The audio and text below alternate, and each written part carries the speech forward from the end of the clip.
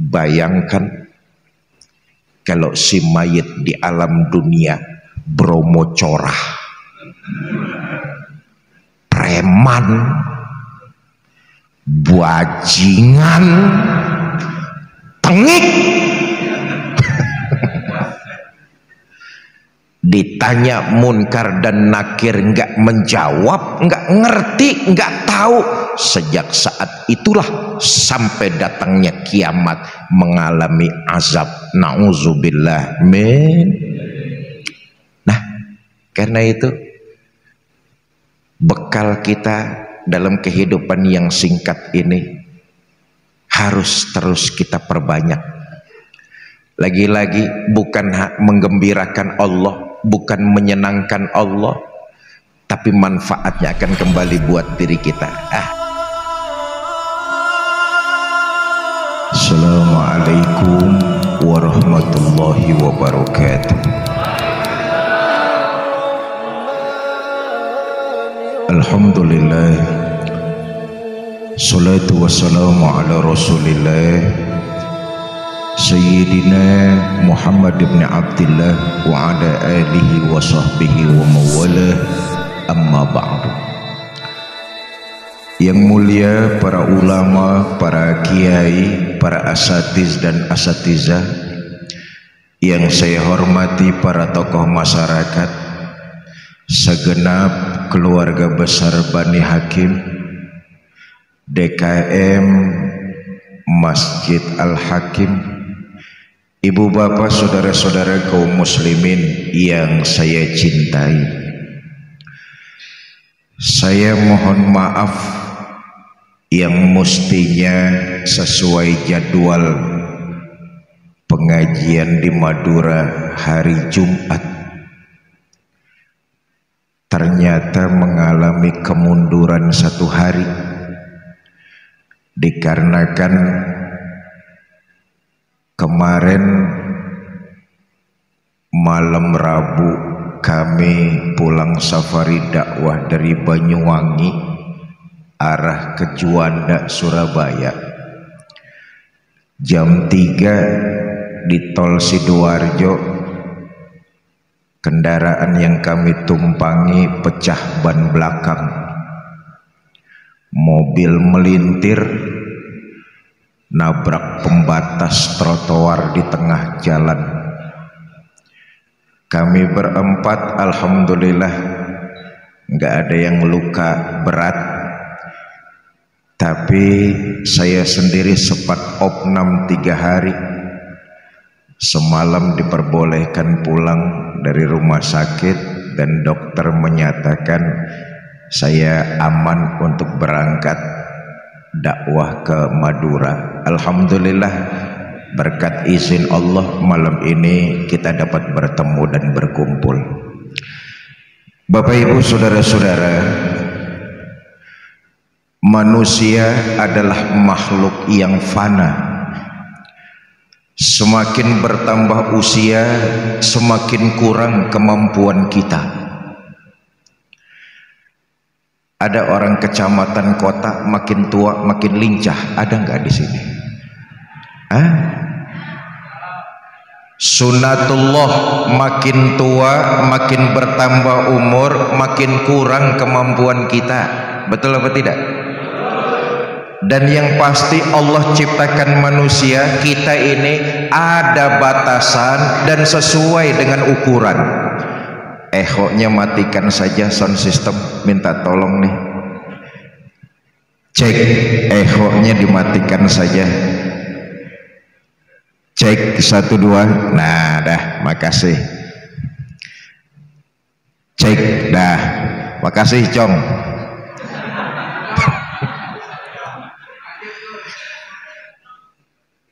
Yang pasti Allah ciptakan kita manusia ada batasan dan sesuai dengan ukuran. Benda batasannya ada pada bobotnya. Jarak batasannya ada pada jauhnya. Oh, Sumenep ini 4,5 jam. Oi, 4,5 jam ke sini. Ujung, betul ya?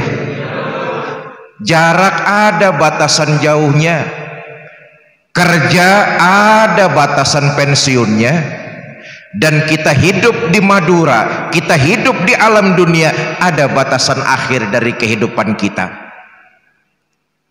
Saudara, yang nggak percaya tentang akhirat bukan cuma zaman kita sekarang ini.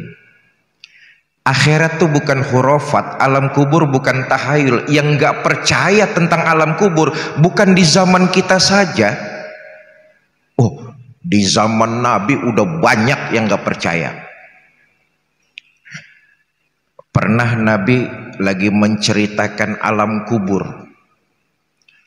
Saudara-saudara, nanti di akhirat semua kita akan dibangkitkan, dimintakan pertanggungan jawab dari apa yang pernah kita kerjakan di alam dunia.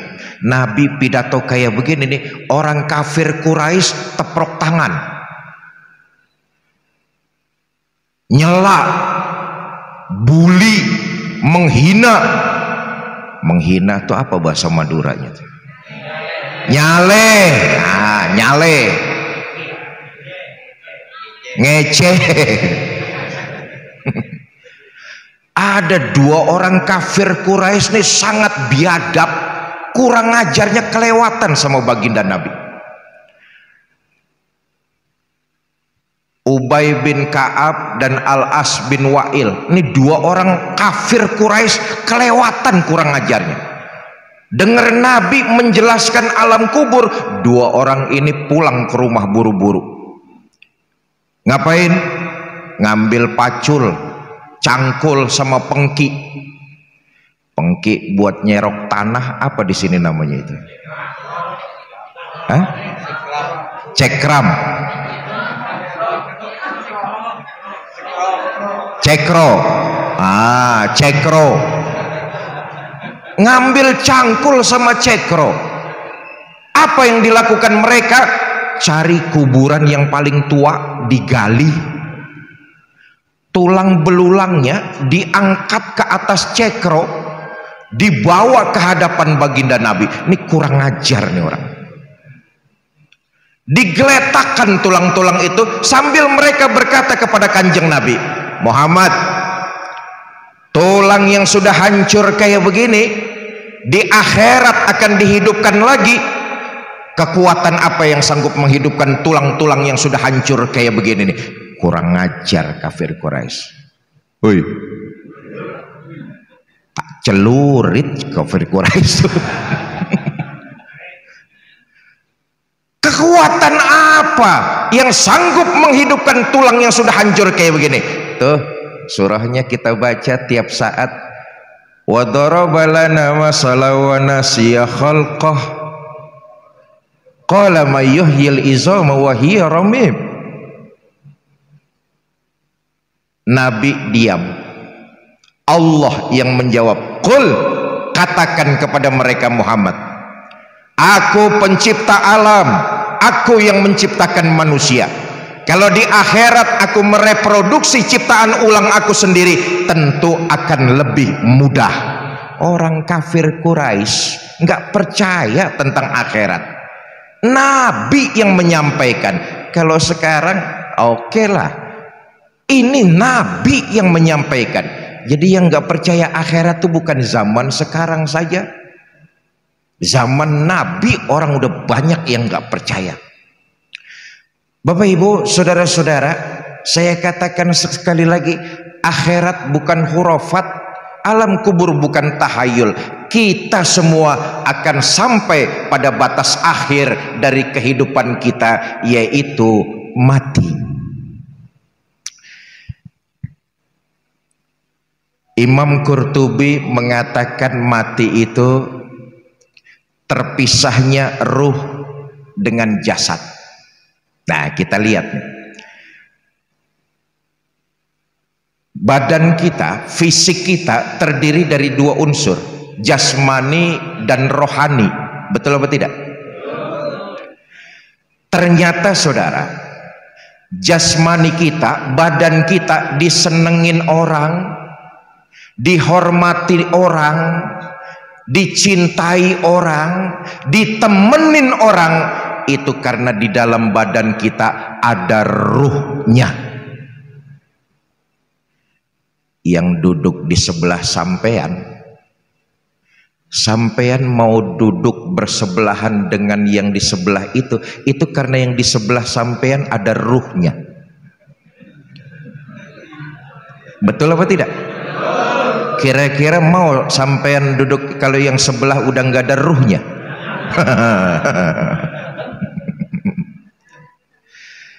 Berpisahnya ruh dengan badan. Imam Qurtubi itu, badan ini asalnya dari tanah, dia akan kembali kepada tanah. Tapi ruh, pusat kesadaran jiwa, dia sumbernya dari Allah, akan kembali kepada Allah Subhanahu. Saudara, karena semua kita akan sampai pada batas akhir dari kehidupan. Saya tadi sedikit nostalgia dengan guru kita Abah Haji Zain. Baru kemarin kayaknya terasa beliau di sini ngiringin Kiai Zainuddin MZ. Abah saya, abah saya. Ibu kenal sama Kiai Zainuddin MZ? Kenalan di mana? Kenal.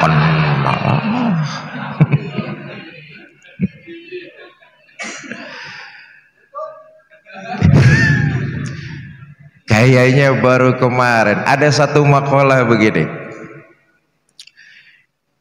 Innamal mar'u ahadisun ba'dahu.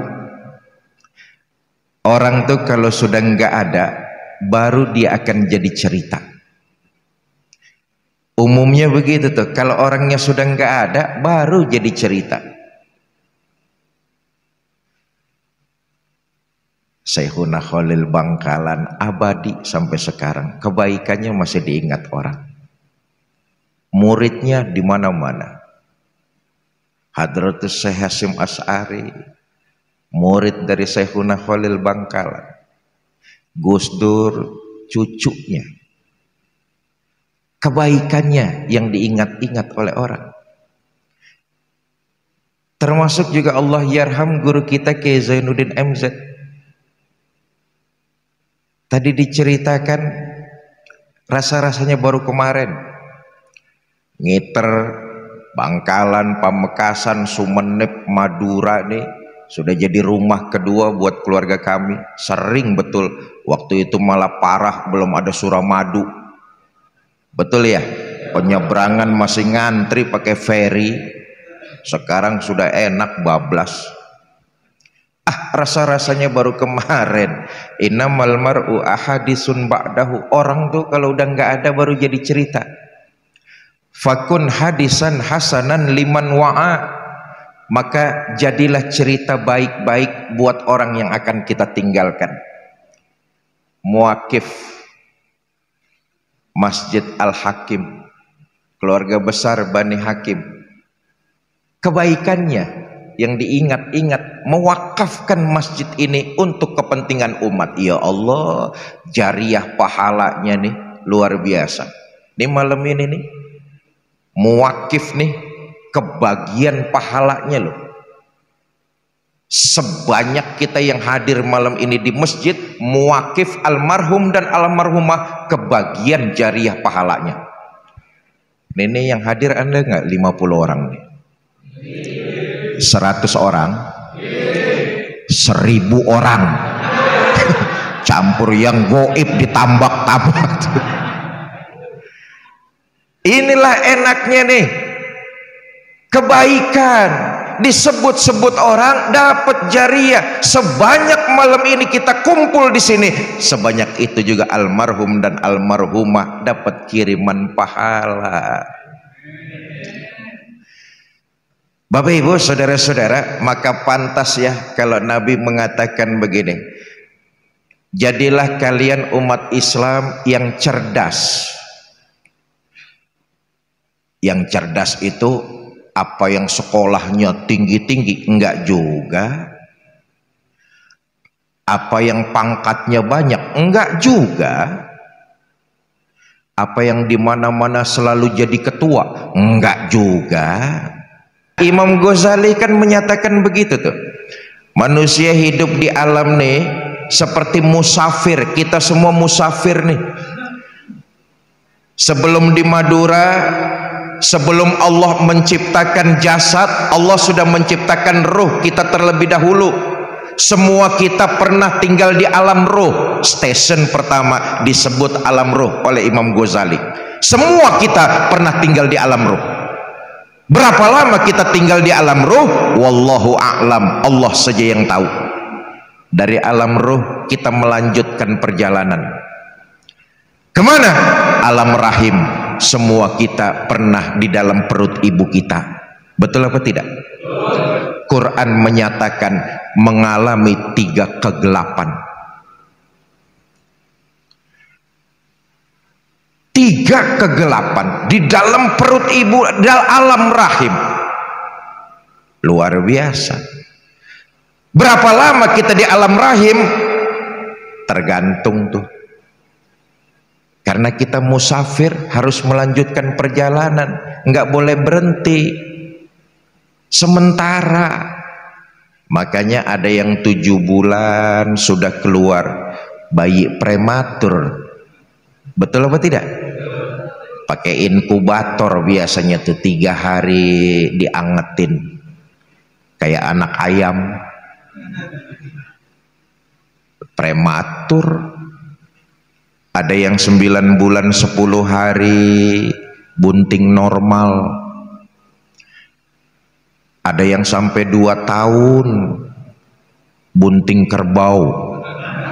Begitu keluar brengosan, kelamaan ngetem di dalam itu.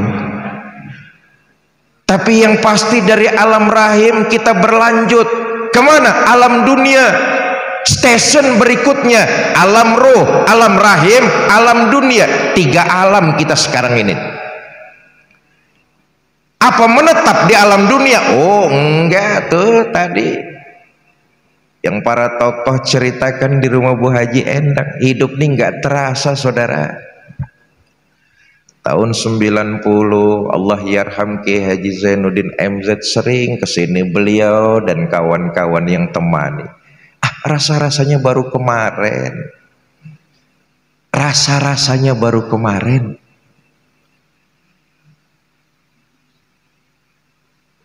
Sumenep saya masuk lagi ke sini. Ya Allah, perkembangannya luar biasa. Waktu ikut Abah datang ke sini masih sepi, tapi sekarang sudah menjelma menjadi perkotaan yang luar biasa. Enggak terasa. Tahu-tahu, tahu-tahu. Begitulah perputaran waktu. Kayaknya masih kemarin teringat di memori kita. Ternyata sudah puluhan tahun. Hidup ini nggak terasa. Hidup ini begitu singkat. Perputaran waktu begitu cepat. Al-waktu kasoib. Berjalannya waktu itu begitu cepat, nggak bisa kita kembali lagi ke masa lalu. Sekali dia terlewat, menyesallah kita tanpa berbuat yang bermanfaat. Yang pasti di alam dunia kita nggak menetap, singkat. Berapa lama? Sesuai kontrak. Nih semua sesuai kontrak nih.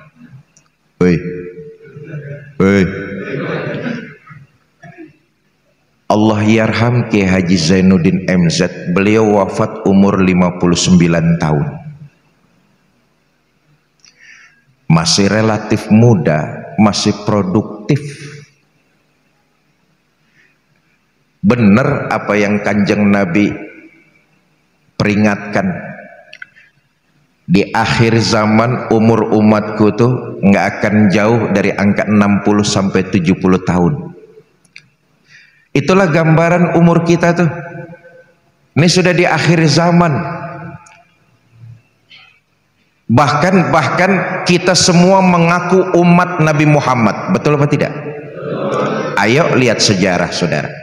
Nabi Muhammad itu wafatnya beliau umurnya 63 tahun.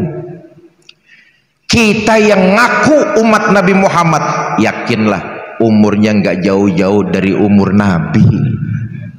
Betul apa tidak? Makanya yang malam ini umurnya sudah 55 tahun, 8 tahun lagi. Woi, 8 tahun lagi. Yang malam ini umurnya sudah 60 tahun, 3 tahun lagi. Yang malam ini umurnya sudah 62 tahun 11 bulan. Banyak-banyak makan yang enak sudah itu. Alam dunia walaupun yang singkat, hiduplah yang bermanfaat. Kenapa? Alam dunia yang singkat ini jadi penentuan. Masuk ke alam kubur, dibangkitkan di alam mahsyar, penentuannya dari alam dunia. Kalau alam dunia kita banyak mengingat masa depan yang pasti, lalu mempersiapkan bekal sebanyak-banyaknya, masuk ke alam kubur, insya Allah kenikmatan yang kita dapat. Saudara, alam kubur itu pilihannya cuma 2, nikmat atau azab. Nggak ada pilihan ketiga atau keempat, pilihannya cuma 2. Dan perbedaan waktu antara alam kubur dengan alam dunia jauh berbeda. 1 hari di dalam kubur, 1000 tahun di alam dunia. Sampai kapan? Sampai terjadinya kiamat. Maka alam dunia yang begitu singkat jadi penentu bahagiakah seseorang atau malah celaka, tergantung amal perbuatannya. Nah, saya kembali lagi.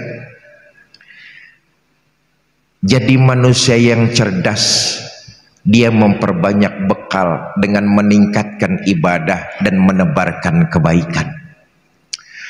Saudara, ibadah itu kebutuhan kita. Yang tadinya kewajiban berubah menjadi kebiasaan, habit, lalu jadi kebutuhan. Ibadah itu kebutuhan kita, berbuat baik itu kebutuhan kita. Allah nggak ngambil keuntungan sedikit pun dari ibadah dan kebaikan yang kita lakukan. Kita yang butuh, manfaat itu akan kembali buat diri kita. Quran menegaskan itu. In ahsantum li anfusikum wa in asatum falaha. Kalau kamu berbuat baik, kebaikan itu akan kembali buat dirimu. Kalau kamu berbuat jahat, kejahatan itu akan menimpa dirimu sendiri. Artinya Allah enggak ngambil keuntungan sedikit pun dari ibadah dan kebaikan kita. Contoh. Nanti selesai pengajian, Bu Hajah Endang ngamplopin saya uang 5 juta. Contoh.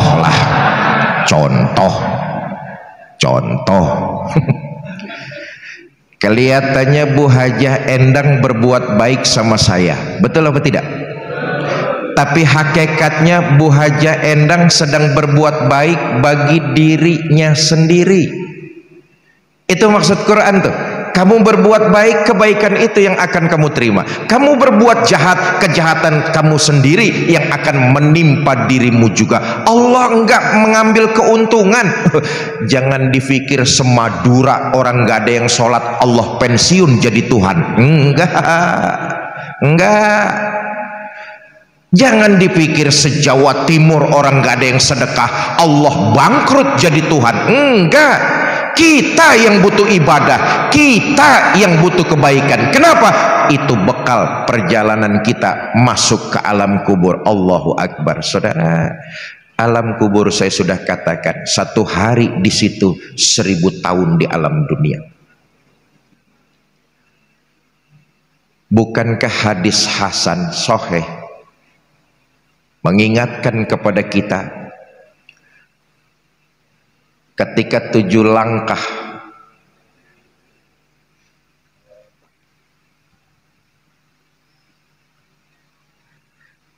Ketika 7 langkah pengantar itu kembali, datang 2 malaikat menanyakan si mayit, Munkar dan Nakir, man rabbuka wa man nabiyuka wa ma imamuka, dan seterusnya.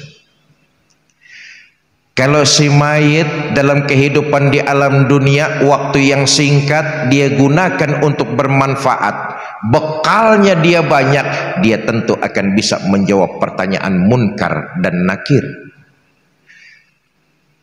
Setelah pertanyaan malaikat dijawab oleh si mayit dan benar,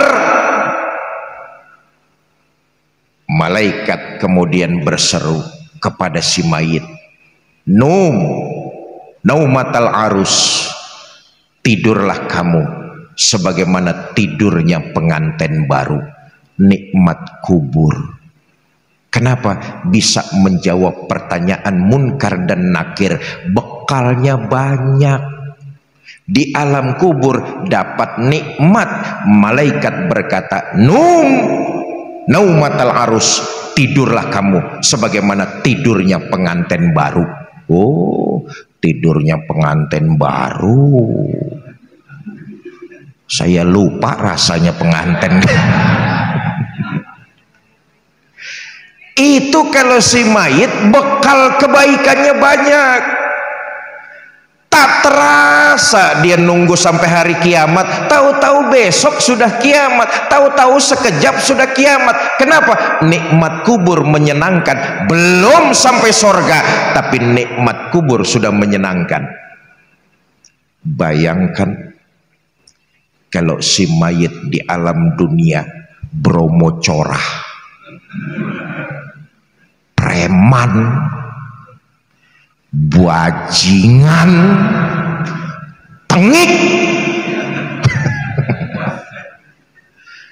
Ditanya Munkar dan Nakir nggak menjawab, nggak ngerti, nggak tahu. Sejak saat itulah sampai datangnya kiamat mengalami azab. Nauzubillah min. Nah, karena itu bekal kita dalam kehidupan yang singkat ini harus terus kita perbanyak.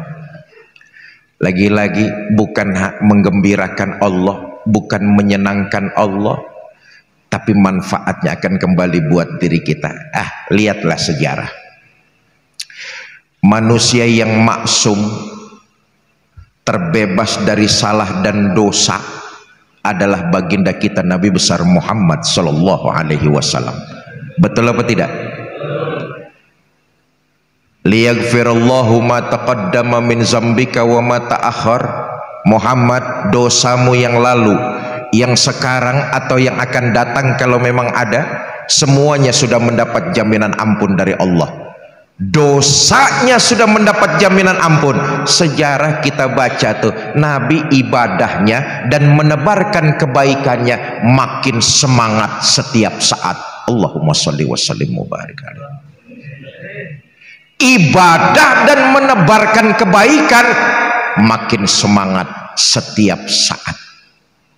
Ibadahnya luar biasa, nggak ada manusia, nggak ada umat Islam yang mengalahkan ibadah baginda Nabi, nggak ada. Sholatnya misal, ya Allah, sejarah tuh mencatat kok, Nabi itu di keheningan malam, sepertiga malam yang akhir, ketika orang masih berselimut, enak-enaknya tidur di kasur, Nabi sudah berdiri, meluruskan sendi-sendi kaki, tegap berdiri untuk melaksanakan sholat tahajud. Dosanya sudah mendapat jaminan ampun, tapi ibadah sholat tahajud kakinya bengkak karena rajin ruku dan sujud. Saya juga tahu yang datang ada juga yang kakinya bengkak di sini nih ya. Asam urat. Dosanya sudah dapat jaminan ampun, tapi ibadahnya luar biasa. Sayyidah Aisyah radhiyallahu anha istri baginda Nabi menceritakan tentang sholat suaminya. Allahumma sholli wa sallim mubarik alaih. Kata Sayyidah Aisyah, satu malam selesai sholat isya, saya siap-siap mau tidur. Saya lihat suami saya, Rasulullah Shallallahu Alaihi Wasallam. Saya lihat suami saya lagi sholat, saya pun tidur. Tengah malam saya terbangun, saya lihat suami saya masih sholat juga, saya tidur lagi.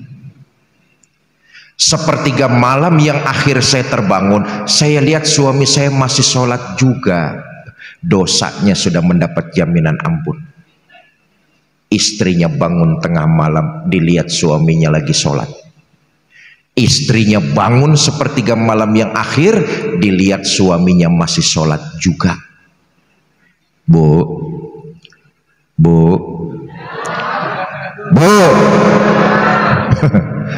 tuh, istri Nabi kalau tidur sebentar-sebentar bangun. Istri Nabi kalau tidur sebentar-sebentar bangun. Istri Nabi kalau tidur sebentar-sebentar bangun. Istri orang Sumenep kalau tidur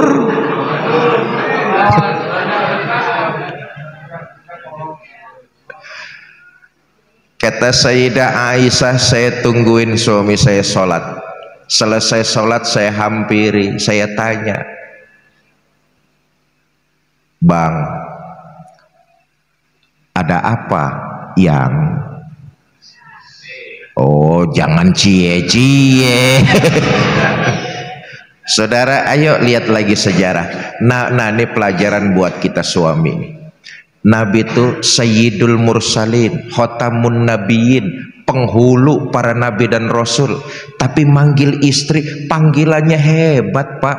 Mesra, romantis, luar biasa lembut. Apa panggilan beliau buat istrinya? Ya Humaira, hai yang kemerah-merahan. Ngajarin kita nih suami, Pak.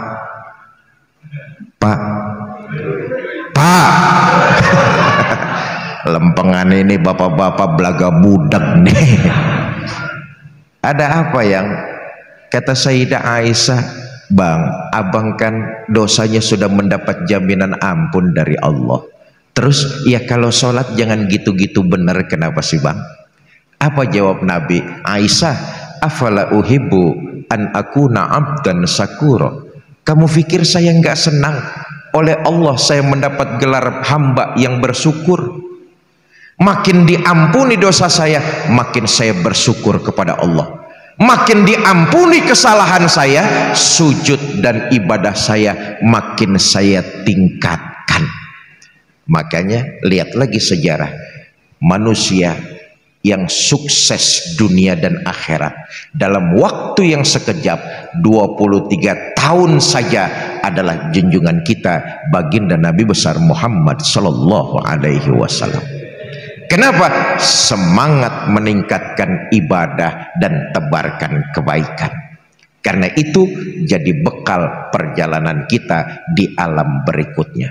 Saudara, menebarkan kebaikan, saya hafal betul lah karakter orang Madura.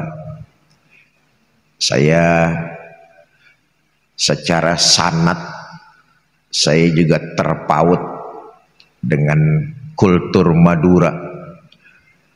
Saya mondok di pesantren Tebuireng. Pertama Hadratus Syekh Hasyim Asy'ari, murid dari Syekhuna Khalil Bangkalan. Guru-guru saya di Tebuireng berasal juga dari Madura. Di antaranya Kiai Haji Habib, Allah yarham, Kiai Haji Suhada, Allah yarham. Mereka guru-guru saya yang ngajar di Madrasah Aliyah Tebuireng.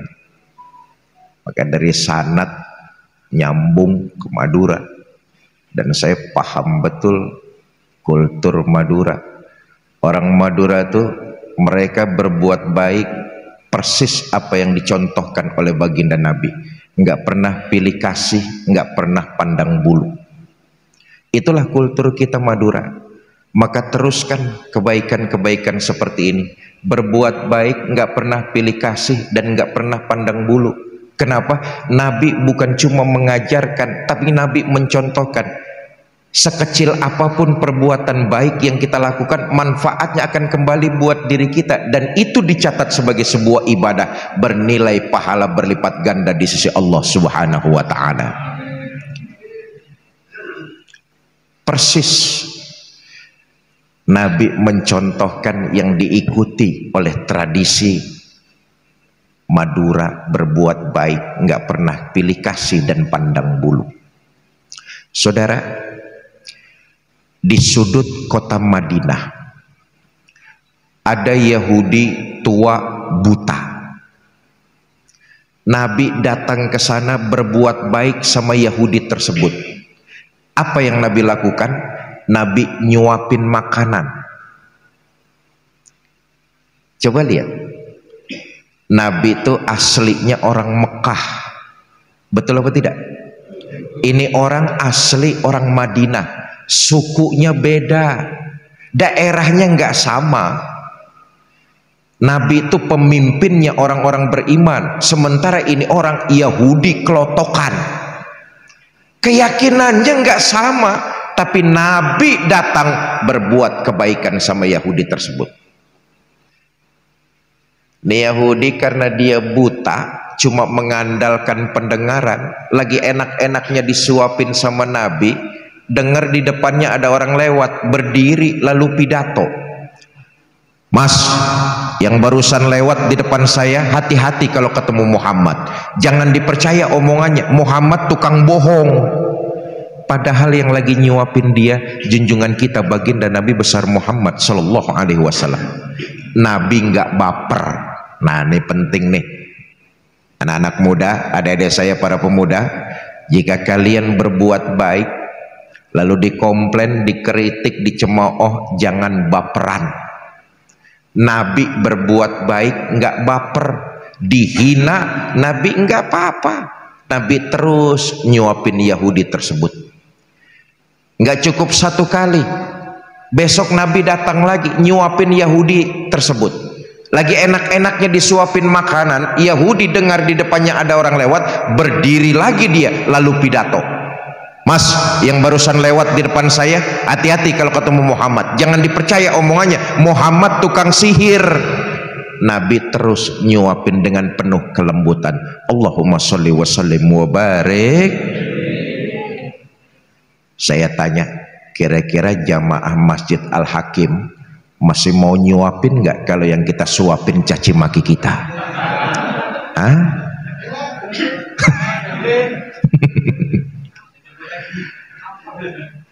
Bapak Ibu, saudara-saudara kaum muslimin yang saya cintai. Nah, saya kembali, kita akan sampai pada batas akhir dari kehidupan. Jadilah cerita yang baik-baik buat mereka yang akan kita tinggalkan. Harimau mati meninggalkan belang, gajah mati meninggalkan gading, dan kita pergi ke alam, dari alam dunia meninggalkan kenangan yang baik, memperbanyak bekal dan meningkatkan kualitas ibadah, karena manfaatnya akan kembali buat diri kita sendiri. Bapak Ibu saudara-saudara, mau memperbanyak bekal? Ya, yang jawab 30 orang. Saudara, bekal kita bukan uang, bekal kita bukan harta, bukan kemewahan dunia, itu semu. Tapi bekal kita adalah perbuatan-perbuatan yang kita lakukan di alam dunia, dan itu yang pernah dipesankan oleh baginda Nabi. Nih, maaf, nih yang hadir nih calon-calon jenazah semua ini, betul ya? Kata Nabi, nanti kalau sudah sampai waktunya, datang malaikat maut menjemput, terpisah ruh dengan jasad, terbujur kaku jasad kita tuh. Imam Qurtubi yang tadi saya sampaikan, terbujur kaku jasad kita, datang orang, datang keluarga, diurusin jasad kita, betul apa tidak? dimandikan, dikafani, disolatkan di Masjid Al-Hakim, dimasukkan ke dalam kendaraan yang paling serem, namanya keranda jenazah. Siapa yang naik kendaraan itu pasti mati. Betul. Selesai disolatkan, diusung keranda jenazah kita itu, Bismillah wa ala millati Rasulillah la ilaha illallah. Kemana cong? Pindah. Hoi, pindah. Betul apa tidak? Yang nganter kita saat itu kata Nabi 3, ahluhu wa maluhu wa amaluhu, keluarga, harta, amal perbuatan kita. Lihat, yang 2 pulang. Siapa yang pulang? Ahluhu wa maluhu, keluarga dan harta pulang. Harta yang kita cari siang malam pagi sore, boleh jadi status sosial kita naik, rumah megah, mobil mewah, hektaran sawah. Kecuali harta yang kita belanjakan di jalan Allah, semua akan kita tinggalkan, dan itu jadi rebutan ahli waris kita saja. Pak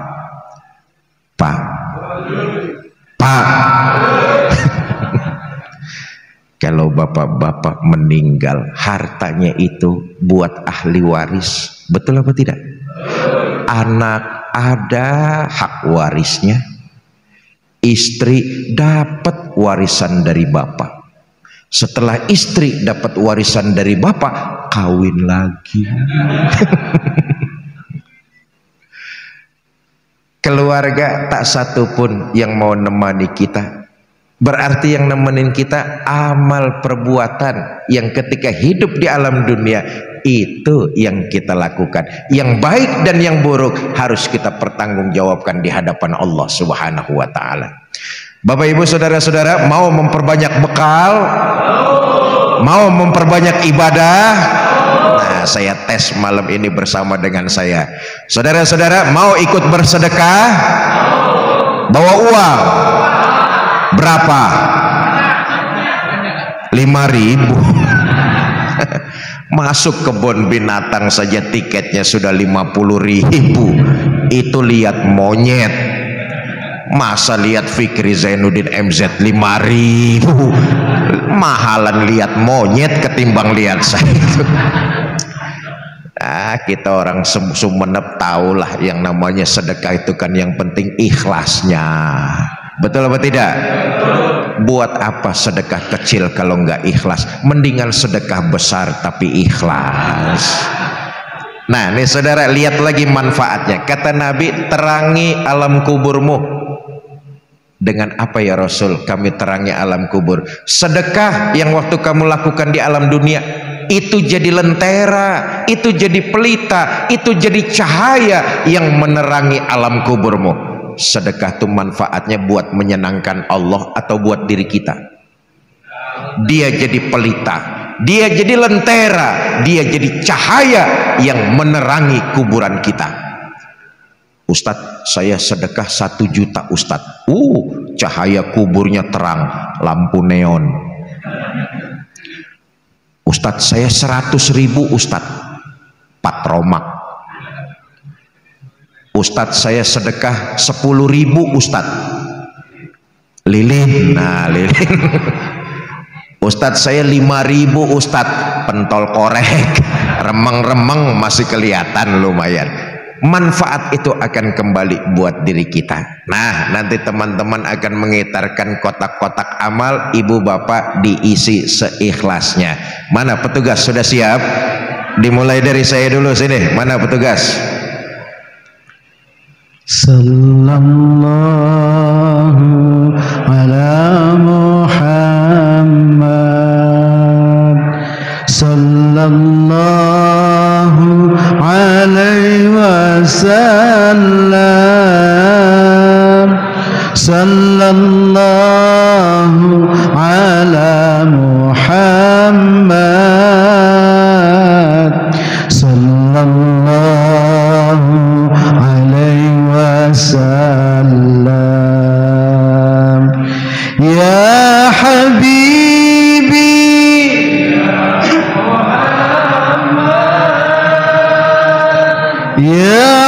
arusal khafiqaini ya habibi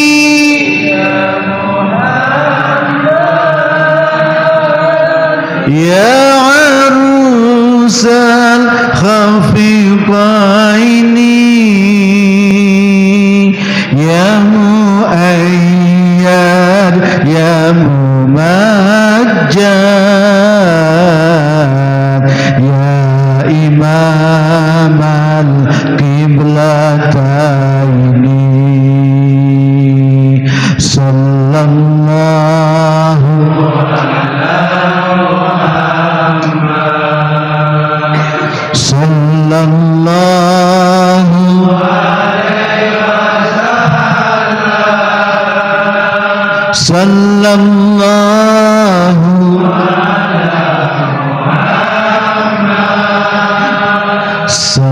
sallallahu alaihi wasallam.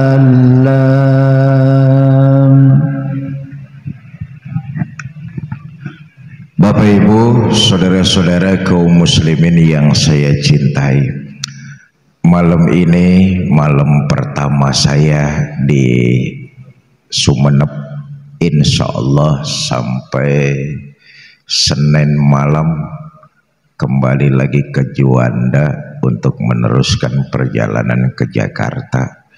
Insya Allah ada 5 kajian sampai Senin malam.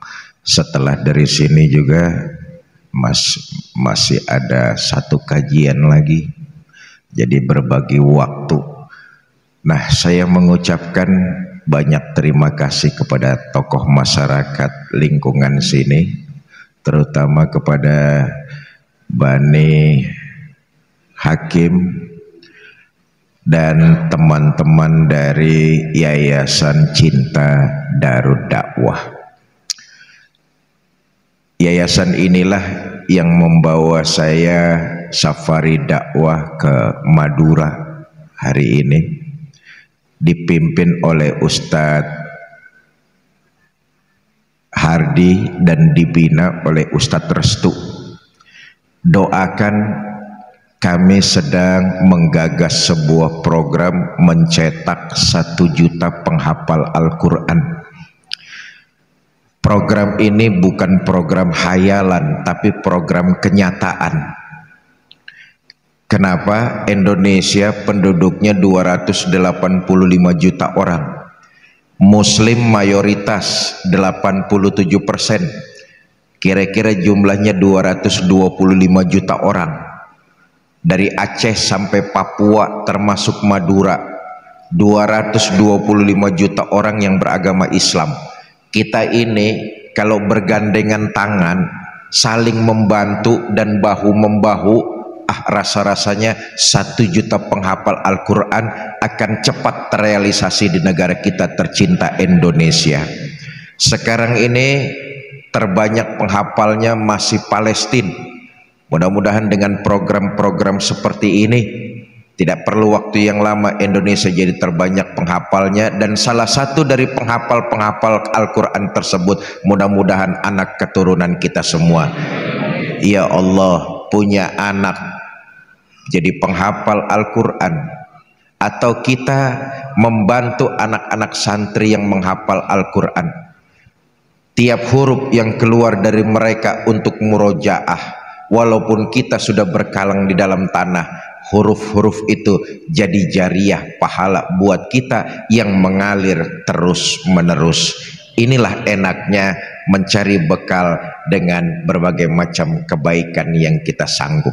Nah, sekelumit nanti tentang program ini akan disampaikan oleh Ustadz Restu, mengajak kepada kita semua jamaah Masjid Bani Hakim, Masjid Al-Hakim, untuk ikut berkontribusi dalam penggalangan mencetak 1 juta penghafal Al-Quran. Saya titip pesan, nanti kalau jamaah ada yang ingin ikut berinfak dan bersedekah, niatkan pahala sedekahnya buat keluarga tercinta yang sudah meninggal dunia. Semua kita punya keluarga, semua kita punya orang tua. Lagi-lagi saya ingatkan, Madura kuat dengan nilai agama, Madura hebat dengan tradisi budaya. Tidak pernah dia meninggalkan leluhurnya. Dia sayang betul dengan keluarganya. Walaupun sudah meninggal dunia, saya titip pesan, birrul walidain, kita bersedekah tanpa mengurangi pahala kita. Niatkan pahala itu buat keluarga tercinta yang sudah wafat. Mudah-mudahan jadi wasilah terbukanya pintu rahmat Allah. Keluarga kita, kuburnya Allah jadikan rodoh min riyadil jannah.